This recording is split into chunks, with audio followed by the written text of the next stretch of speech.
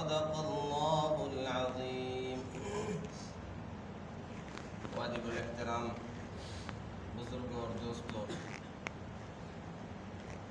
نبی اکرم صلی اللہ علیہ وسلم ہمارے لیے آئیڈیل اور نمونہ ہیں۔ ہر اعتبار سے ہمیں اپنوں کے ساتھ کیسے برتاؤ کرنا ہے، غیروں کے ساتھ کیسے معاملات رکھنے ہیں، رشتہ داروں کے ساتھ کیسا سلوک کرنا ہے، پڑوسیوں کے ساتھ کیسا سلوک کرنا ہے، غیر مسلموں کے ساتھ کیسا برتاؤ کرنا ہے۔ زندگی کے تمام مراحل میں، تمام شعبوں میں نبی اکرم صلی اللہ علیہ وسلم کے نقش قدم پر ہمیں چلنا ہے، اور اس سے بہتر نقش قدم ہمیں دنیا میں کہیں مل بھی نہیں سکتا۔ اس سے بہتر طریقہ، اس سے شاندار رہنمائی، اس سے عمدہ تعلیمات ہمیں کہیں مل بھی نہیں سکتی۔ اس لیے انشاءاللہ سلسلہ وار نبی اکرم صلی اللہ علیہ وسلم کے برتاؤ، آپ کا معاملہ مختلف لوگوں کے ساتھ، اس کا ہم تذکرہ کریں گے۔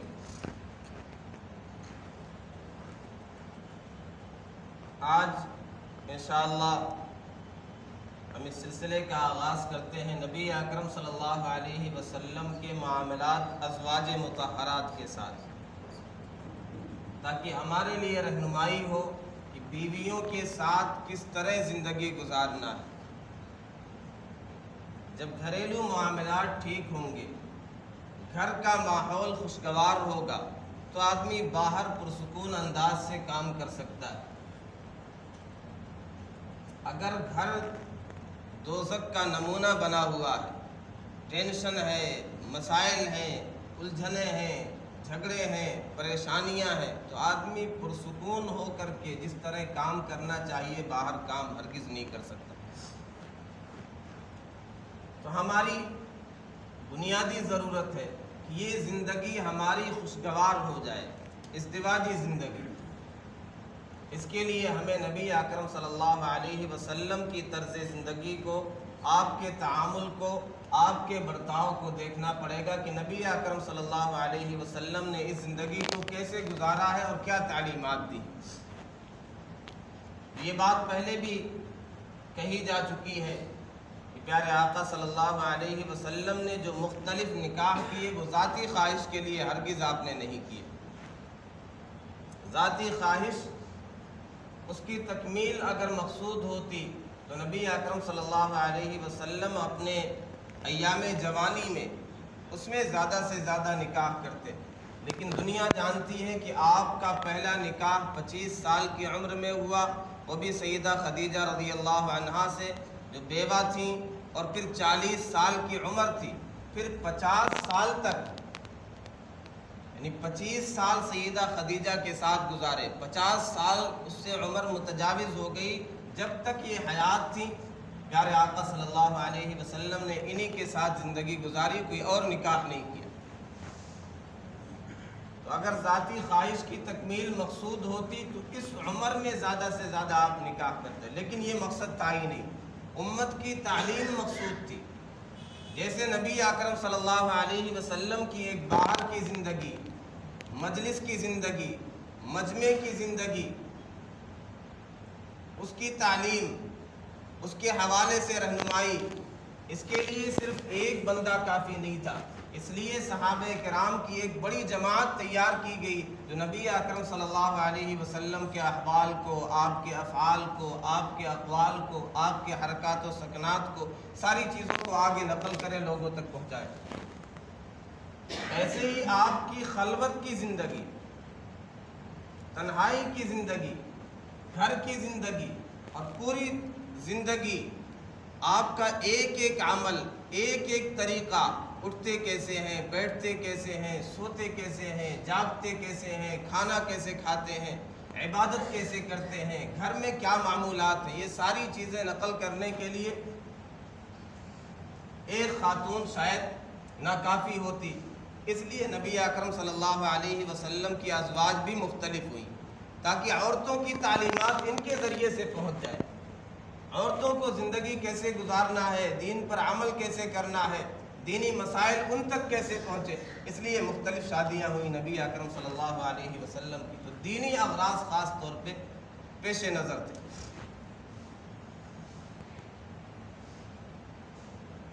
ہمارے یہاں معاشرے میں بیویوں کے ساتھ جو برتاؤ کیا جاتا ہے، جو سلوک کیا جاتا ہے، جو معاملہ کیا جاتا ہے، وہ دو انتہاؤں پر ہوتا ہے۔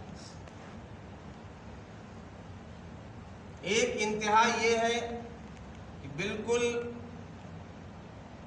پاؤں کی جوتی سمجھا جائے، بے حیثیت سمجھا جائے، نوکرانی اور خادمہ سمجھا جائے، باندھی سمجھا جائے، جب چاہا اٹھا کر کے پھینک دیا، تبدیل کر دیا، جب چاہا مار دیا، جب چاہا گالی گلوچ کر دی، جب چاہا گھر سے نکال دیا۔ ایک تو یہ برتاؤ کیا جاتا ہے۔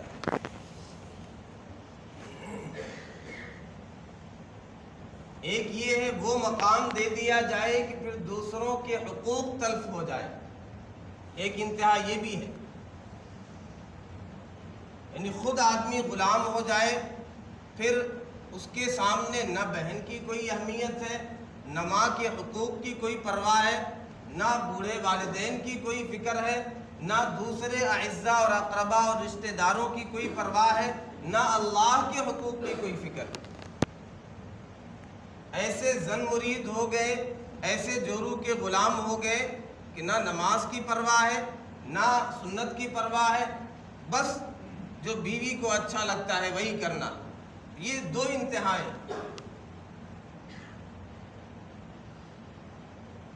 رحمت دو عالم صلی اللہ علیہ وسلم کا معاملہ اس سے مختلف ہے، اعتدال والا ہے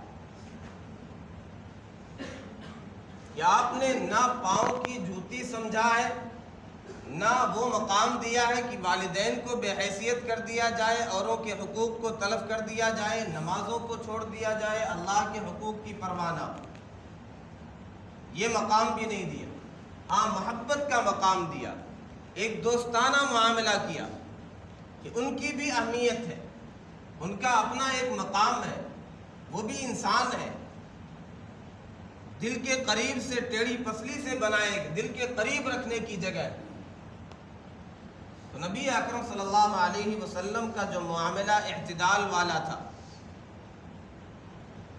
اس کی ہمیں ابتدا کرنی ہے کہ ہمیں وہ مقام دینا ہے اپنے ازواج کو جو نبی اکرم صلی اللہ علیہ وسلم نے کر کے دکھلا دی۔ کیسا معاملہ تھا دوستانہ، کیسی انسیت تھی، کیسی محبت تھی، کیسی قربت تھی کہ نبی اکرم صلی اللہ علیہ وسلم روزانہ اپنے ازواج کے پاس جایا کرتے تھے۔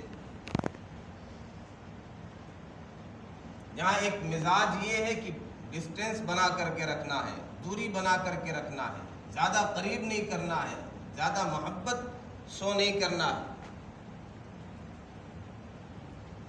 رحمت دو عالم صلی اللہ علیہ وسلم تو قریب رکھتے، روزانہ تمام ازواج کے یہاں جاتے، فجر کی نماز سے فارغ ہونے کے بعد مسجد میں تشریف فرما ہوتے، لوگ مسائل پوچھتے، خواب کی تعبیر پوچھتے، اشراق کی نماز سے فارغ ہونے کے بعد پیارے آقا صلی اللہ علیہ وسلم تمام ازواج کے یہاں جاتے، تمام بیویوں کے یہااں جاتے، جا کے سلام کرتے، السلام علیکم یا اہل البیت، اے گھر والیوں تم پر۔ یعنی عجیب بات یہ ہے کہ گھر تو شوہر کا ہوتا ہے، شوہر ہی دیتا ہے، لیکن یہ کہا گھر والی، جیسے ہمارے یہاں کہا جاتا ہے گھر والی، اس میں یہ بھی اشارہ ہے، بعض لوگ کہتے ہیں کہ اہل بیت میں ازواج مطہرات شامل نہیں، یہاں نبی اکرم صلی اللہ علیہ وسلم اہل البیت کہہ کر کے ازواج مطہرات کو خطاب کر رہے ہیں۔ قرآن میں بھی ان کا تذکرہ ہے، وَقَرْنَ فِي بُيُوتِكُنَّ، اپنے گھروں میں ٹھہری رہو، یہ نہیں کہا کہ نبی کے گھروں میں ٹھہری رہو، یہ بھی ایک اہمیت کا طریقہ ہے، یہ ایک انداز ہے۔ اور پھر نبی اکرم صلی اللہ علیہ وسلم چاہتے تو یہ بھی کر سکتے تھے کہ ٹھیک ہے اپنے گھر میں موجود ہوں، ازواج مطہرات کو یہاں بلایا جائے کہ یہاں حاضری دیا کریں، وہ خود آ کر کے نبی اکرم صلی اللہ علیہ وسلم کے حال احوال معلوم کریں، لیکن پیارے آقا صلی اللہ علیہ وسلم اتنی مشغولیت کے باوجود، اتنی بڑی ذمہ داریوں کے باوجود خود آپ تشریف لے جا رہے ہیں ازواج مطہرات کے یہاں اور پوچھ رہے ہیں کیا حالت ہے، کیف انتم، تم کیسے ہو؟ حتیٰ کہ جس دن نبی اکرم صلی اللہ علیہ وسلم کا نکاح ہوا سیدہ زینب کے ساتھ، ولیمہ ہوا، گوشت اور روٹی کی دعوت ہوئی، اس دوران بھی نبی اکرم صلی اللہ علیہ وسلم اس رات بھی تمام ازواج کے پاس تشریف لے گئے خیر خیریت کے لیے۔ یہ صحیح حدیث میں موجود ہے، آپ نے انہیں سلام کیا اور کہا کیف انتم، انہوں نے جواب دیا بخیر، ہم خیر و عافیت سے ہیں۔ اور سیدہ عائشہ نے اور دیگر ازواج نے نبی اکرم صلی اللہ علیہ وسلم سے بھی خیریت پوچھی، کیف وجدت اہلک، آپ نے اپنی اہلیہ کو جو نیا نکاح ہوا کیسا پایا؟ آپ نے کہا بخیر، اچھا پایا الحمدللہ۔ تو یہ رحمت دو عالم صلی اللہ علیہ وسلم کا طریقہ ہے کہ آپ وہ دوری بنا کر کے نہیں رکھتے، جیسے ہمارے یہاں ایک رواج ہے اور ایک مزاج ہے کہ نہیں دور رکھنا ہے، ایسے قریب نہیں کرنا ہے، ان کو یہ اہمیت نہیں دینی، ان سے باتیں کرنا، انہیں وقت دینا۔ ایک عام شکوہ آج یہ ہوتا ہے کہ ہمیں وقت نہیں دیا جاتا، اور عام طور پہ شوہر یہ کہتے ہیں ہمارے پاس ٹائم نہیں ہے۔ ان کی نفسیات کا خیال ہونا چاہیے۔ بہت سے جھگڑے اس لیے بھی ہو جاتے ہیں کہ ایک دوسرے کی نفسیات کا، فطرت کا خیال نہیں کیا جاتا۔ اللہ نے مزاج یہ بنایا ہے خاتون کا، عورتوں کا، کہ جب اسے کوئی ٹینشن ہوتا ہے، کوئی تکلیف ہوتی ہے، پریشانی ہوتی ہے تو وہ چاہتی ہے بات کرے، شوہر اس کی بات کو سنے، اسے وقت دے۔ اب ذرا سا ایک دو جملہ اس نے کہا، شوہر کہتا ٹھیک ہے میں سمجھ گیا، بھائی 2-4 منٹ پرسکون انداز سے اس کی بات سن تو لو، اس کا دکھڑا سن تو لو، ٹھیک ہے آپ سمجھ گئے، لیکن اس کی بات سنیے تو۔ رحمت دو عالم صلی اللہ علیہ وسلم کا واقعہ صحیح بخاری میں سیدہ عائشہ رضی اللہ عنہا نے طویل واقعہ سنایا 11 عورتوں کا۔ حدیث ابو زرع کے نام سے یہ قصہ مشہور ہے حدیث کی مختلف کتابوں میں، اگر اس پر بیان کیا جائے تو مستقل ایک جمعے کا خطاب ہوگا۔ 11 بیویوں کا تذکرہ کیا کہ وہ جمع ہوئی، اکٹھا ہوئی، انہوں نے عہد کیا کہ ایک دوسرے سے کچھ بھی نہیں چھپائیں گے، اپنے شوہروں کی حالتیں بیان کی، کسی نے عیوب بیان کیے، کسی نے تعریفیں کی۔ نبی اکرم صلی اللہ علیہ وسلم نے پورا واقعہ سنا، اور اس میں ایک واقعہ ام زرع اور ابو زرع، تو اس خاتون نے اپنے شوہر کی بڑی تعریف کی کہ بڑے اچھے اخلاق والا، بہت زیادہ خیال کرنے والا، لیکن اس نے اپنی بیوی کو آخر میں طلاق دے دی۔ نبی اکرم صلی اللہ علیہ وسلم نے ارشاد فرمایا کہ انا لکی کابی زرع لام زرع، میں تمہارے لیے ایسے ہوں جیسے ابو زرع ام زرع کے لیے تھا، لیکن اس نے طلاق دے دیا تھا، میں تمہیں طلاق دینے والا نہیں۔ یعنی یہ کلیئر کر دیا کہ محبت میں، اچھے برتاؤ میں میں تمہارے لیے ایسا ہوں۔ سیدہ عائشہ نے کہا یا رسول اللہ آپ تو میرے لیے اس سے زیادہ بہتر اور اچھے ہیں۔ اگر اسے پریشانی ہے، وہ کچھ دکھڑا سنانا چاہتی ہے تو ذرا سا وقت دے کر کے اس کی بات سن لیں، تو اس کا بوجھ، اس کا غم غلط ہو جائے گا، اس کا بوجھ ہلکا ہو جائے گا۔ شوہر کا مزاج اس سے ذرا سا مختلف ہے، وہ جب پریشان ہوتا ہے، الجھنوں کا شکار ہوتا ہے، تو وہ یہ چاہتا ہے خود غور کرے، خاموشی کے ساتھ، پرسکون انداز سے، یکسوئی کے ساتھ وہ خاموش ہونا چاہتا ہے، خود ہی حل تلاش کرتا ہے۔ بیوی آ کر کے اس میں ڈسٹرب کرے، کیا ہوا بتائیے، کیا دقت ہے، کیا پریشانی ہے، تو بیوی کو چاہیے کہ اس موقع پر اس کی نفسیات کا خیال کرتے ہوئے تنہا رہنے دے، خاموش رہنے دے۔ تو ایک دوسرے کے مزاج کا خیال کرنا چاہیے۔ بہت سے جھگڑے اس وجہ سے بھی ختم ہو جائیں گے، بہت سے جھگڑے اس لیے ہوتے ہیں کہ غیر اختیاری چیزوں کا مطالبہ کیا جاتا ہے۔ شوہر محنت کرتا ہے، جد و جہد کرتا ہے، وقت پر کمانے جاتا ہے، ڈیوٹی پر جاتا ہے، لیکن اللہ نے مقدر میں زیادہ روزی نہیں رکھی ہے۔ اب اس سے بلا وجہ کے زیادہ مطالبات کرنا، ڈیمانڈ کرنا، یہ بھی چاہیے، یہ بھی چاہیے، فلاں تو ایسے ہیں، ان کے یہاں تو یہ انتظامات ہیں، یہ فیسلٹیز، اس کے اختیار میں نہیں ہے یہ ساری چیزیں۔ اللہ نے جتنا مقدر میں رکھا ہے اتنا مل کے رہے گا۔ ہاں اگر وہ کوتاہی کرے، کاہلی کرے کمانے میں تو ٹھیک ہے، پھر اعتراض کا موقع ہے۔ ایسے ہی بیویوں کے ساتھ اولاد کا ہونا نہ ہونا، لڑکے کا ہونا، لڑکی کا پیدا ہونا، یہ ان کے اختیار میں نہیں، تو اس کی وجہ سے انہیں بلیم کرنا، طعن و تشنیع کا نشانہ بنانا شوہر کے لیے، ساس کے لیے، شوہر کی بہنوں کے لیے، کسی کے لیے اجازت نہیں ہے، گنجائش نہیں ہے، جائز نہیں ہے۔ جو چیز اس کے اختیار میں ہے ہی نہیں، اس کی وجہ سے کیوں پریشان کیا جائے؟ نبی اکرم صلی اللہ علیہ وسلم کا معاملہ یہ تھا کہ اہمیت دیتے تھے، خیریت لیا کرتے تھے، ان کے ساتھ دل لگی کی باتیں کیا کرتے تھے،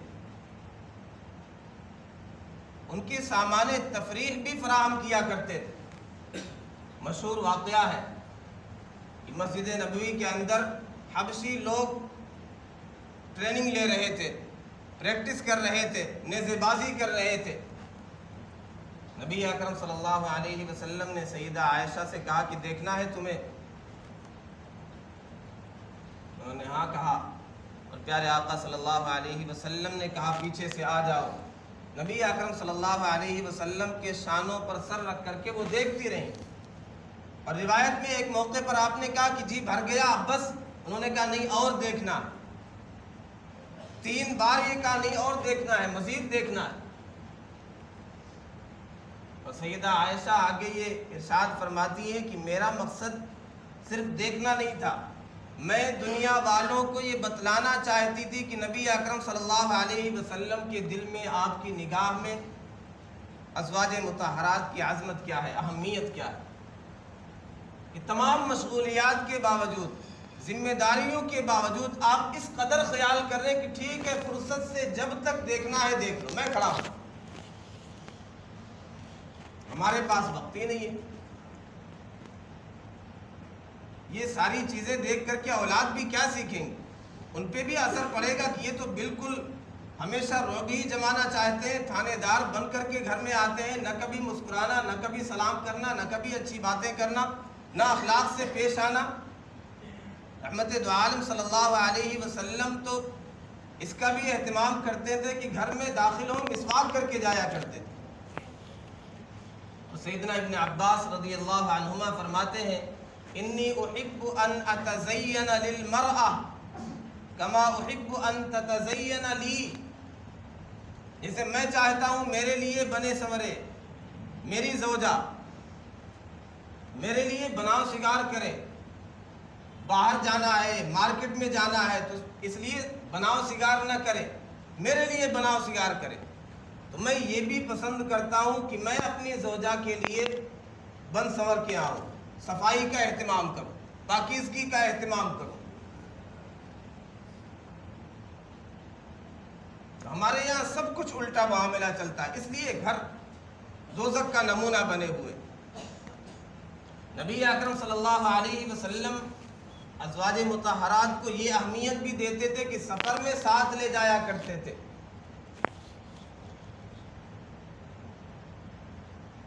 جبکہ سفر میں یہ تھا کہ ضروری نہیں ہے، یعنی باری کا انتہائی زیادہ خیال کرتے تھے کہ جس کی باری ہے اسی کے یہاں جانا ہے، اور آپ یہ ارشاد فرمایا کرتے تھے اللہم ھذا قسمی فیما املک، اے اللہ یہ میری باری ہے جس میں میرا اختیار ہے کہ ہاں آج فلاں کی باری ہے تو وہیں رہنا ہے۔ لیکن یہ جو دل کا معاملہ ہے، کسی کی طرف اگر زیادہ میلان ہے کچھ فطری طور پہ، طبعی طور پہ، تو یہ میرے اختیار سے باہر کی چیز ہے، لہذا اللہ اس بارے میں میرا مواخذہ نہ فرمائیے۔ تو سفر میں کوئی ایسی باری فقہا کہتے ہیں ایسی ضروری نہیں ہوتی، لیکن اس میں بھی اہتمام کرتے تھے، قرآن اندازی کرتے تھے، ازواج مطہرات میں سے کسی نہ کسی کو لے کر جایا کرتے تھے۔ اور صلح حدیبیہ کے موقع پر نبی اکرم صلی اللہ علیہ وسلم نے سیدہ ام سلمہ رضی اللہ تعالی عنہا سے مشورہ بھی کیا۔ ہمارے یہاں یہ سمجھا جاتا ہے عورت سے مشورہ نہیں کرنا ہے۔ یہ کون سا طریقہ ہے؟ نبی اکرم صلی اللہ علیہ وسلم تو اہمیت دے رہے ہیں، ہم نے پتہ نہیں کون سا نیا طریقہ اختیار کر لیا اور ایسا شاندار مشورہ دیا ہے کہ پیارے آقا صلی اللہ علیہ وسلم پریشان تھے، کیا بات ہے، میرے اشاروں پہ کٹنے والے مرنے والے صحابہ آج میری بات ہی نہیں مان رہے، میں کہہ رہا ہوں حلق کروا لو، سروں کو مٹوا لو، لیکن کوئی ماننے کے لیے تیار ہی نہیں ہے، عجیب بات ہے۔ صحابہ کا یہ کہنا تھا کہ اتنے دب کر کے مصالحات ہم کیوں کر رہے ہیں؟ شرائط ایسی ہے جو بالکل عجیب سی ہے، ہم جانتے ہیں ہم برحق ہیں، ہمارے لیے جنت کی بشارت ہے، تو اتنا دب کر کے مصالحات کیوں ہو رہی؟ تو یہ صحابہ کا کہنا تھا۔ نبی اکرم صلی اللہ علیہ وسلم سیدہ ام سلمہ کے پاس گئے تو انہوں نے کہا یا رسول اللہ پریشان کیوں ہیں، آپ جا کر کے خود اپنا حلق کروا لیں، ان سے کہنے کی ضرورت نہیں۔ ابھی دیکھیے گا جیسے پیارے آقا صلی اللہ علیہ وسلم نے اپنے سر مبارک کے بال مڈوائے، پیچھے صحابہ کرام نے بھی سب شروع کر دیا۔ ہمارے یہاں ہوتا یہ ہے کہ مثلا لڑکوں کی شادی کا مسئلہ ہے، لڑکے کا لڑکی کا، بیوی یہ چاہتی ہے میرے رشتہ داروں میں نکاح ہو، شوہر یہ چاہتا نہیں میرے قریبی میرے رشتہ دار یہاں ہوگا، میری چلے گی، میں حاکم ہوں۔ یہ نہیں دیکھا جاتا ہے کہ بچے کے لیے بچی کے لیے بہتر کیا ہوگا، اس کی رضامندی کیا ہے، اس کی بہتری اور بھلائی کس میں ہے۔ یہ اسی لیے کہ دوریاں ہیں ہمارے اندر، ہم مشورہ کرنا مناسب نہیں سمجھتے، لہذا بس ہم ہی حاکم ہیں، ہم ہی تھانے دار ہیں، ہم ہی خود مختار ہیں، ہم جو کریں گے وہی صحیح ہوگا، وہ جو مشورہ دے گی وہ 100% غلط ہوگا۔ یہ دوریاں ہوتی ہے، جھگڑے ہوتے ہیں، تو ہم ان سے مشورے بھی لے سکتے ہیں۔ نبی اکرم صلی اللہ علیہ وسلم کی سنت ہے، آپ کا طریقہ ہے۔ پھر انہیں وقت دینا، ان کے ساتھ دل لگی کی باتیں کرنا، لہو و لعب کے سامان بھی فراہم کیے جا سکتے ہیں۔ نبی اکرم صلی اللہ علیہ وسلم کا ارشاد ہے کل شیء لیس فیہ ذکر اللہ فہو لہو و لعب الا اربع، کہ ہر وہ چیز جس میں اللہ کا ذکر نہ ہو وہ لہو و لعب ہے۔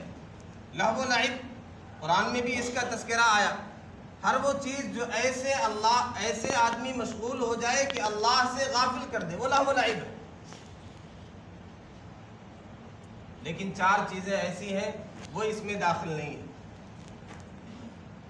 اس میں تیر اندازی بھی ہے، اس میں تیراکی بھی ہے، اور آپ نے تو باقاعدہ حکم دیا ہے علموا اولادکم او قال علموا ابناءکم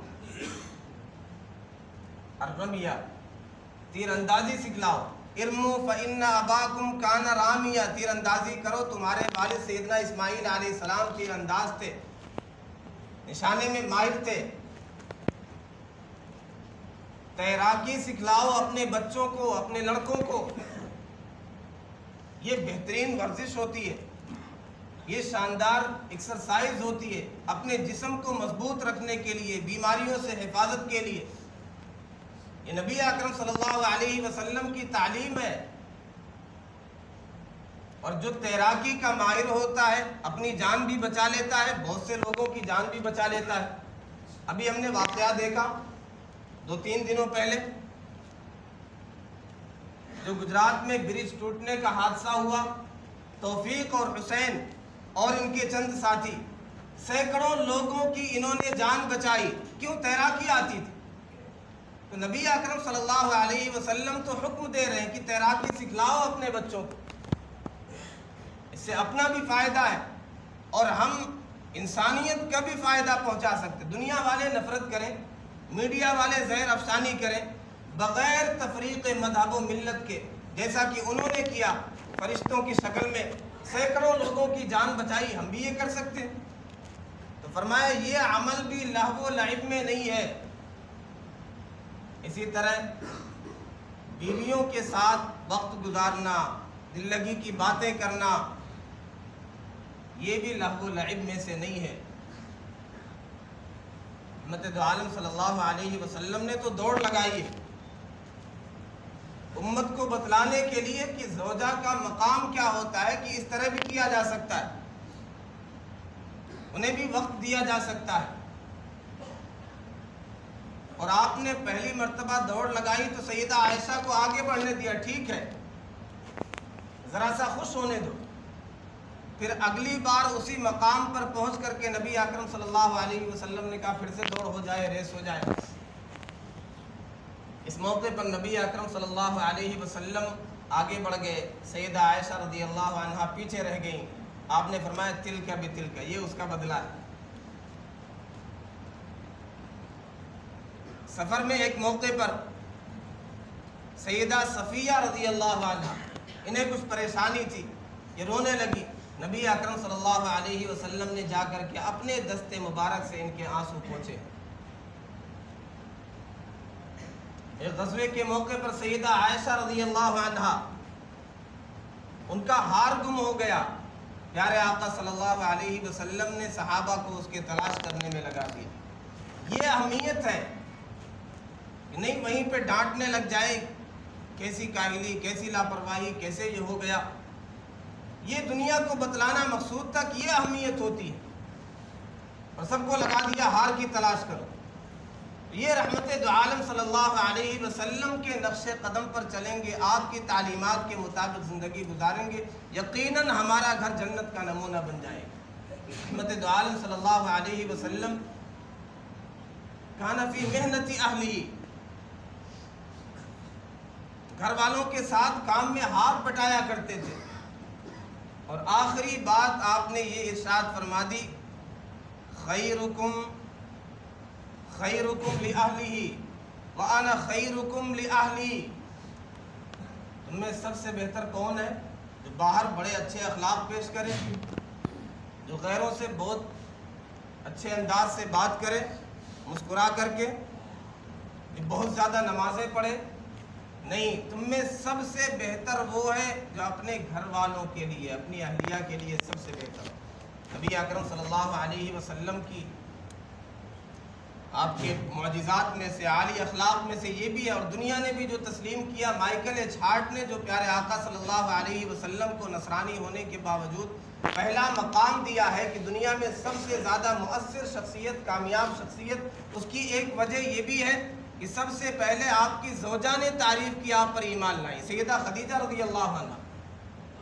یہ معمولی بات نہیں ہوتی ہے، گھر میں ساری قلعی کھل جاتی ہے، سارے راز کھل جاتے ہیں، کتنے عالی اخلاق ہیں، کیسے عمدہ آپ کے اخلاق ہیں، وہ ساری چیزیں سامنے کھل کر کے آ جاتی ہیں۔ تو فرمایا تم میں سب سے بہتر وہ ہے جو گھر والوں کے لیے سب سے بہتر ہو، اور میری صورتحال یہ ہے، انا خیرکم لأہلی، میں اپنے گھر والوں کے لیے سب سے بہتر ہوں۔ اور اس کی گواہی نہ صرف آپ نے دی، ازواج مطہرات نے بھی گواہی دی۔ تو ہم اگر چاہتے ہیں کہ ہمارے گھر بھی جنت کا نمونہ بن جائے تو نبی اکرم صلی اللہ علیہ وسلم کی تعلیمات کے مطابق اپنی زندگی گزارنا ہوگا۔ اللہ رب العزت والجلال کہنے سننے سے زیادہ عمل کرنے کی توفیق عطا فرمائے۔ وآخر دعوانا الحمدللہ رب العالمین۔